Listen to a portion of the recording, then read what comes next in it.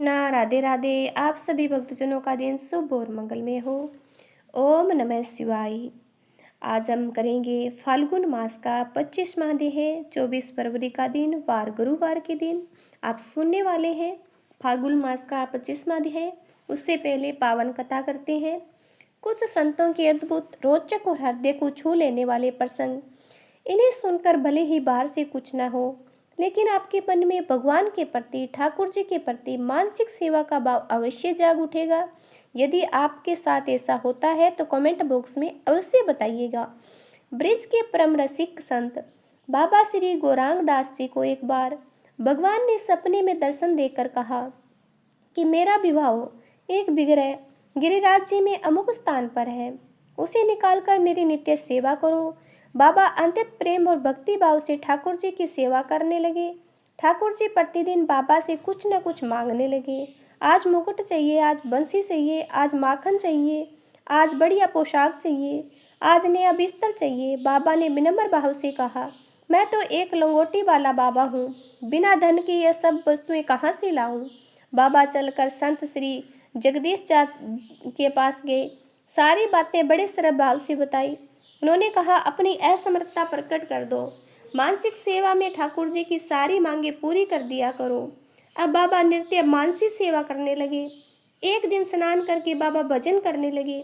जब भजन समाप्त कर उठे तो शिष्यों ने देखा कि उनकी कमर और लंगोट पर शक्कर की चाशनी लगी हुई है।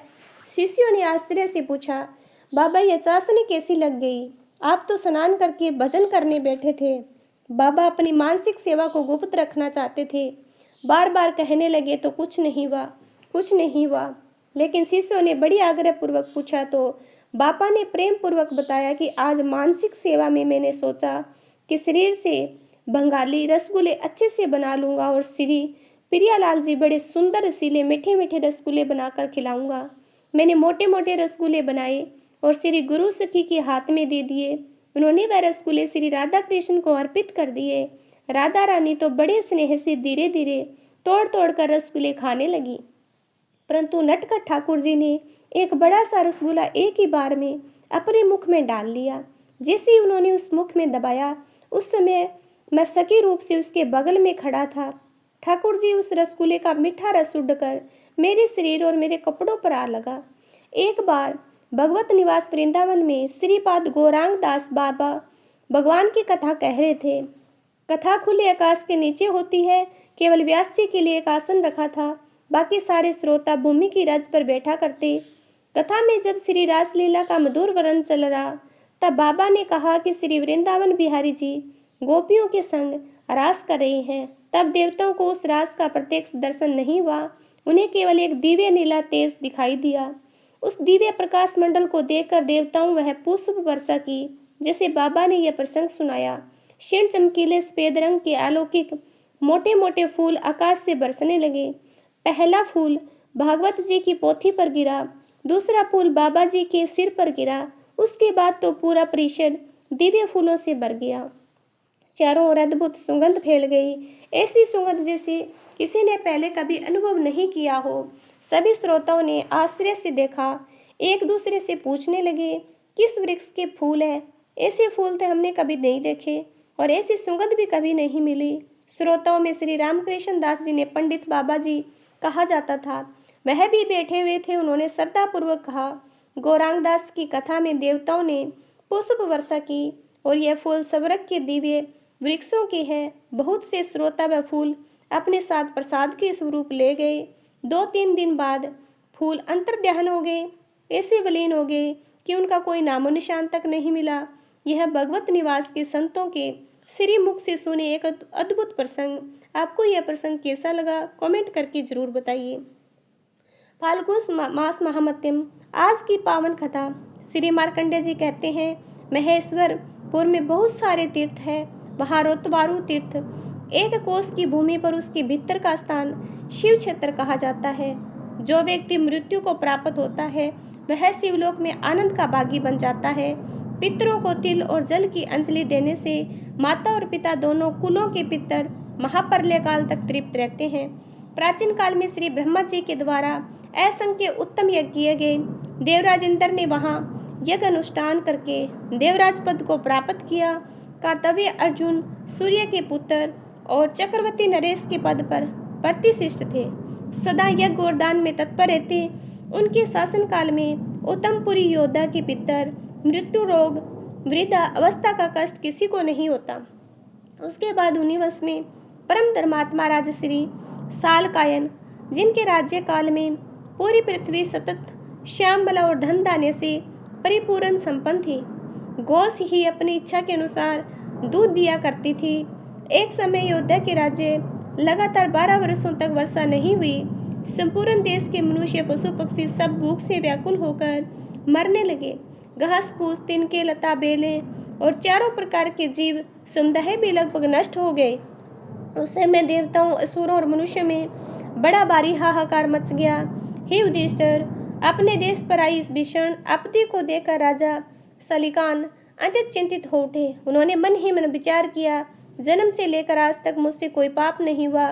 मैं तो सदा संसार सागर से पार उतरने वाले भगवान श्री हरि का श्रद्धापूर्वक पूजन करता आया हूँ। ब्राह्मण और ऋषि मुनियों को मैंने सदा संतुष्ट और तृप्त किया।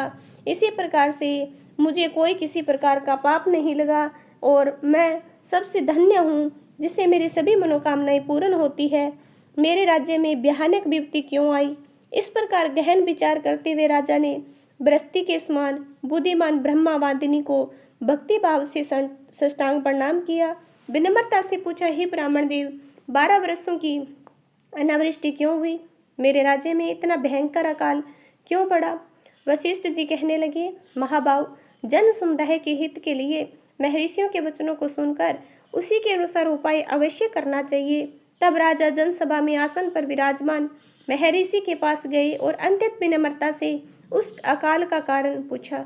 उनके प्रश्न करने पर महर्षि गण बोले, राजन, भूत और भविष्य के तत्व को जानने वाले गुरु और महात्मा मार्कंडेय मुनि के आश्रम में जाकर ब्राह्मणों के साथ इस विषय में विचार करो।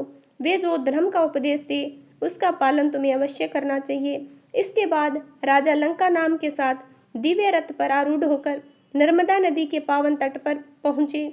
वहां मुनियों के मध्य विराजमान महात्मा मार्कंडेय को प्रणाम करके विनम्रता से बैठ गए। तब मैंने उनसे कुशल से पूछा। राजा बोले, हे ब्राह्मण देव, आज आपके चरणाविंद का दर्शन पाकर स्वयं को कुशल मानता हूँ, परंतु मेरे राष्ट्र का भविष्य क्या होगा, यह चिंता मुझे निरंतर पीड़ा देती रहती है। मैंने कहा, प्रजा के कुमार्ग पर चलने से, देवताओं और ब्राह्मणों को कष्ट देने से तथा वर्ण आश्रम धर्म के लोप होने से महान अधर्म उत्पन्न होता है, वही धर्म की हानि करता है। इसी कारण यह संकट उत्पन्न हुआ।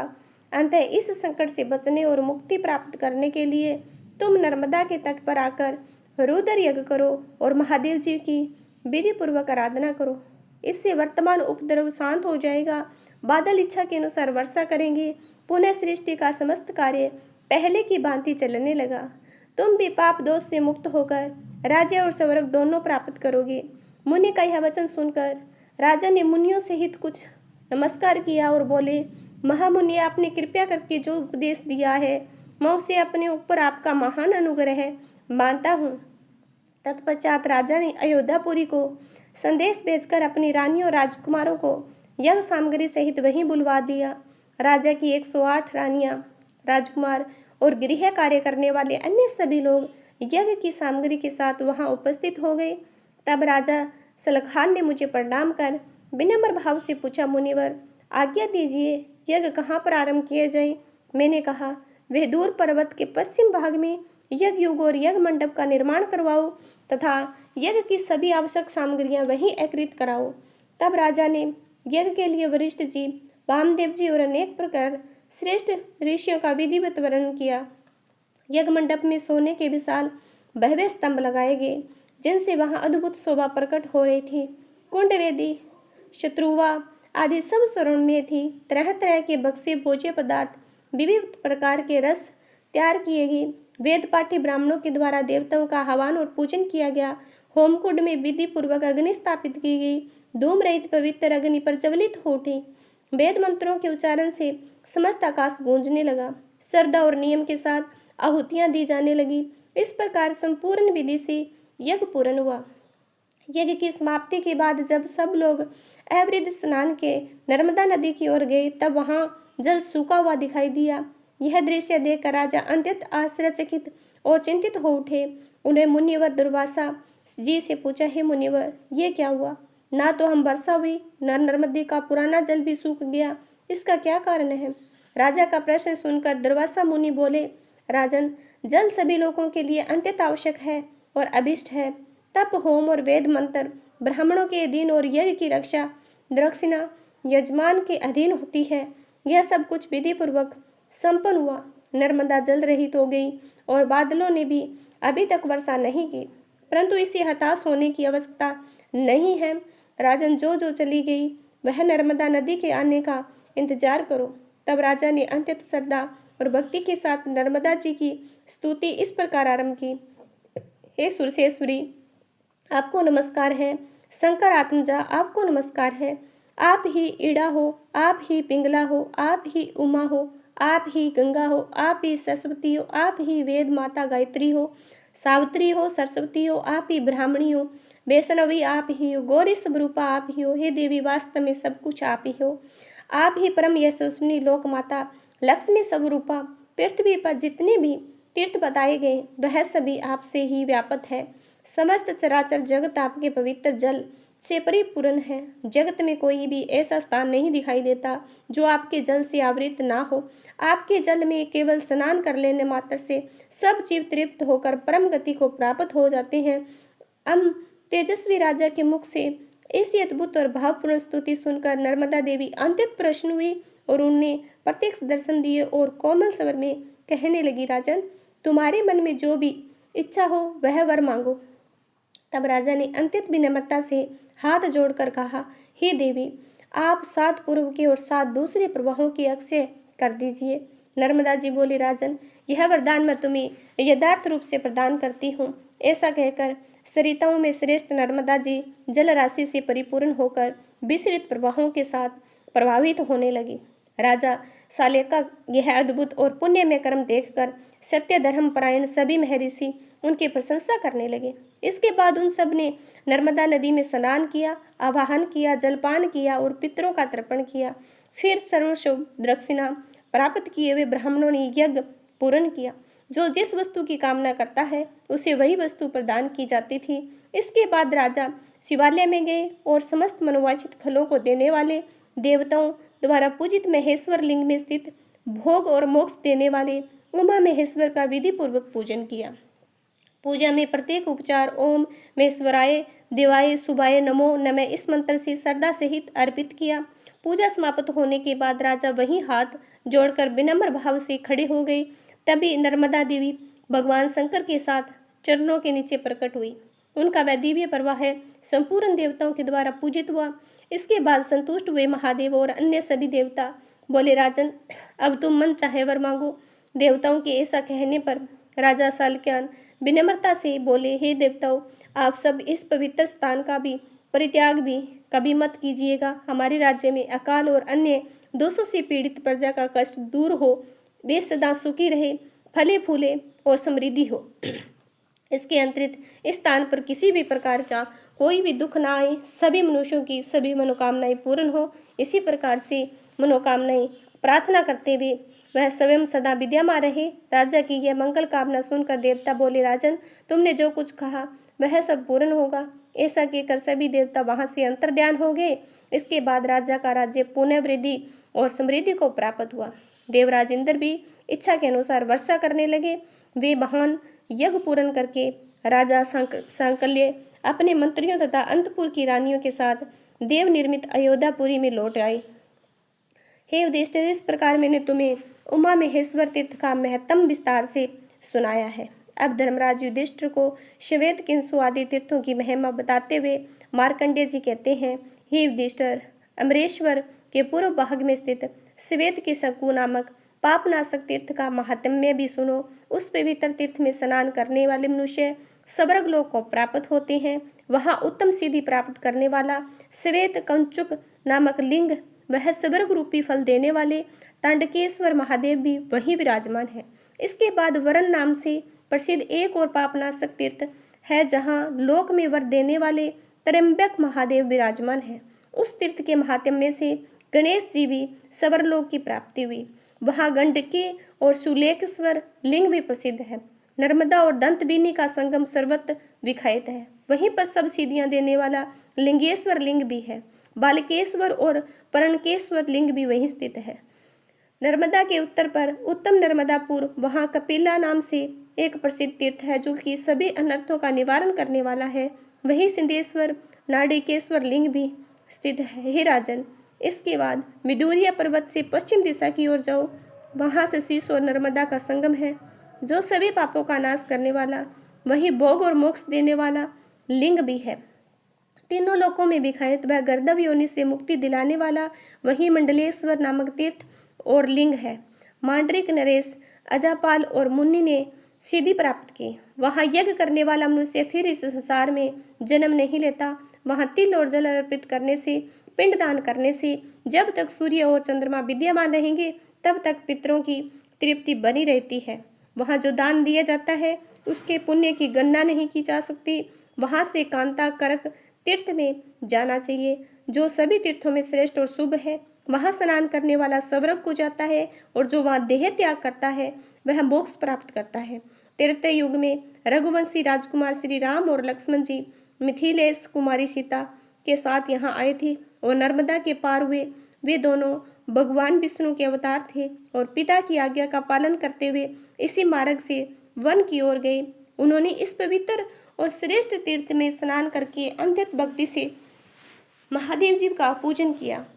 जहाँ उनका स्थान, वह स्थान राज तीर्थ के नाम से प्रसिद्ध है। वहाँ लक्ष्मेश्वर, सीताश्वर, पाणी, महेश्वर का श्रद्धापूर्वक पूजन करने से मनुष्य गणपति पद को प्राप्त कर लेता है। राजन, वहाँ से आगे बढ़कर पुण्य तीर्थ शिवालय जाना चाहिए।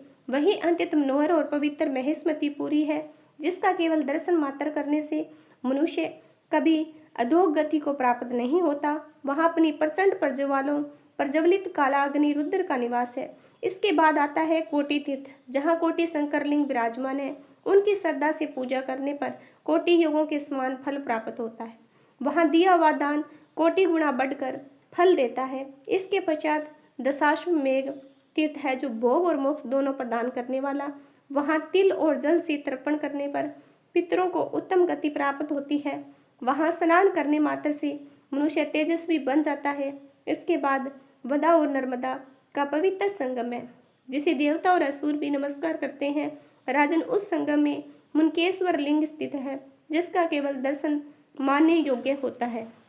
इन सभी लिंगों और तीर्थों का यदि भक्ति भाव से पूजन किया जाए तो मनुष्य ब्रह्मा हत्या जैसे महापापों से मुक्त हो जाता है। इतना ही नहीं, अंत में शिवलोक को प्राप्त करता है। उसके पितरों को स्वर्ग लोक में स्थान मिल जाता है। मार्कंडेय ऋषि धर्मराज युधिष्ठिर को अनेक पवित्र तीर्थों का महात्म्य सुना रहे थे। इसी क्रम में आगे कहते हैं, हे राजन, इसके बाद स्वर्ग देवताओं द्वारा वंदित गौरी खंड की यात्रा करनी चाहिए। वहां स्नान करने से मनुष्य को सभी तीर्थों का फल प्राप्त होता है। वहां तिल और जल से तर्पण करने पर पितरों को अक्षय तृप्ति मिलती है। गौरी खंडेश्वर नाम का मणि में शिवलिंग जल के मध्य भाग में स्थित है। मनुष्य उसका दर्शन नहीं कर पाते क्योंकि वह देवताओं द्वारा पूजित है। वहाँ कुमारेश्वर नामक शिवलिंग भी प्रतिष्ठित है। साथ ही भोग और मोक्ष देने वाला मयूरेश्वर लिंग भी है जिसके प्रभाव से मयूरगढ़ स्वर्ग लोक को प्राप्त हुए। इसके पूजन के बाद त्रिगंधम संगम में स्नान करने के लिए जाना चाहिए। हे युधिष्ठिर, उस तीर्थ में जिसने श्रद्धा से स्नान कर लिया वह फिर इस संसार में दोबारा जन्म नहीं लेता। कर्मदा में स्नान करके कर्मदेश लिंग का पूजन करना चाहिए। वहाँ पितरों का तर्पण करने से मनुष्य स्वर्ग लोक को प्राप्त होता है। मार्कंडेय जी की दिव्य वाणी सुनकर धर्मराज युधिष्ठिर ने कहा, हे मुनि, राजाओं में श्रेष्ठ मदाता तीनों लोकों में विख्यात है। मैं इन बुद्धिमान राजा का पावन चरित्र भी सुनना चाहता हूँ। तब मार्कंडेय जी कहने लगे, महाभागे, कुंकमस में युवानमृत नामक राजा ने अत्यंत कठोर तपस्या की। एक दिन की बात है, वह राजा प्यास से अत्यंत व्याकुल हो गए। उनका गला सूखने लगा। तब वे जल की खोज में आश्रम के भीतर गए। रात का समय था, सब लोग सो चुके थे। उनके पुकारने पर किसी ने उत्तर नहीं दिया। वहीं पर एक शक्तिशाली ऋषि ने उन्हें राजा का युवना अमृत के लिए जल से भरा हुआ एक कलश तपोबल से अभिमंत्रित किया और स्थापित कर दिया। प्यास से अत्यंत व्याकुल राजा ने जब वह जल से भरा कलश देखा तो तेजी से उसकी ओर बढ़े और उस जल को पी लिया। जल पीकर वे वहीं विश्राम करने लगे। शीतल जल पीकर अत्यंत प्रसन्न और सुखी हुए। जब मुनियों को यह बात ज्ञात हुई तो उन्होंने क्रोधित होकर पूछा, किसने इस कलश का जल पिया है? युवना अमृत ने विनम्रता से कहा, महात्माओं, यह कार्य मैंने ही किया है। तब महर्षि भार्गव बोले, राजन, यह जल तुम्हारे पुत्र प्राप्ति के लिए तपस्या से संचित और मंत्रों से अभिमंत्रित करके रखा गया। इस जल के द्वारा एक महाबली तपोबल से युक्त सवर धर्मपरायण पुत्र का जन्म होगा। इसी संकल्प से सिद्धि किया गया है। यह तुम्हारे पीने योग्य नहीं था, परंतु जो हुआ प्रवाहन से प्रेरित है। इस जल को पीने के कारण तुम सभी गर्भवान हो जाओगे। समय बीता। लगभग 100 वर्षों के बाद राजा यमुना अमृत के शरीर से एक दिव्य बालक उत्पन्न हुआ। उसी समय महातेजस्वी देवराज इंद्र उस बालक को देखने आए। देवताओं ने पूछा, हे देवराज, यह बालक अब किसका दूध पिएगा? तब इंद्रदेव बोले, अस्मादार्थी है, मुझे ही पान करेगा। ऐसा कहकर उन्होंने अपनी तर्जनी उंगली उस बालक के मुख में रख दी और वो नन्हा शिशु अत्यंत आनंद के साथ उस अमृत रस को पीने लगा। देवराज इंद्र ने उसका नाम मदांतना रखा। इस प्रकार वह बालक मध्यता 16 वर्ष तथा देवराज इंद्र की तर्जनी का अमृत पीकर बढ़ता रहा। उसे आयुर्वेद और अन्य दिव्य शास्त्रों का ज्ञान केवल चिंतन मात्र से प्राप्त हो गया। राजगौ नामक दिव्य धनुष, कृष्ण बाण और अभेद कवच तत्काल सभी उसके पास प्रकट हो गए। देवराज इंद्र ने समस्त देवताओं के साथ मिलकर मंदातना का अभिषेक किया। महाराज मंदातना ने धर्म के द्वारा संपूर्ण लोगों को उसी प्रकार आच्छादित कर दिया जैसे भगवान श्री विष्णु ने अपने 3 पगों से संपूर्ण त्रिलोक्य को नाप लिया। उनका शासन चक्र अविराम और अपराजित गति से चलता था। सैकड़ों राजा उनकी सेवा में सदा उपस्थित रहते थे। इस प्रकार समूची पृथ्वी पर उनका एक छत्र राज्य स्थापित हो गया। उन्होंने प्रचुर दक्षिणा वाले अनेकों यज्ञों के द्वारा भगवान का पूजन किया। उन प्रसन्नचित परम बुद्धिमान और अमित तेजस्वी राजा ने अतिशय धर्म का अनुष्ठान करके देवराज इंद्र के सिंहासन को प्राप्त किया था। उन्होंने धर्म पूर्वक पृथ्वी का पालन किया था। उन महात्माओं का राज्य पूरे 100 करोड़ वर्षों तक चलता रहा। एक बार एक ऐसा समय आया कि लगातार 12 वर्षों तक वर्षा नहीं हुई। उस कठिन समय में राजा मदांता ने ब्रजपाणी इंद्र के देखते ही देखते राज्य की खेती को बढ़ाने के लिए बलपूर्वक वर्षा करवा दी। यही महाराज मदांता का दिव्य देवस्थान है। उन्हीं के पुण्य देश में अमरकटक पर्वत विराजमान है। उन्होंने अमरकटक पर ओम कारेश्वर शिव के समक्ष 100 यज्ञों का अनुष्ठान किया। बड़ी श्रद्धा से इस प्रकार स्तुति की, हे जगत की उत्पत्ति करने वाले परमेश्वर, आप ही कालगति के प्रवर्तक और आप ही संसार स्वरूप है और आप ही संसार का संसार करने वाले, आपको बारंबार नमस्कार है। ओम महादेव जी को नमस्कार करते हैं। इसी प्रकार से हमारा यह देह यहीं पर समाप्त होता है। आगे का देह सुनने के लिए कमेंट में हर हर महादेव जरूर लिखना।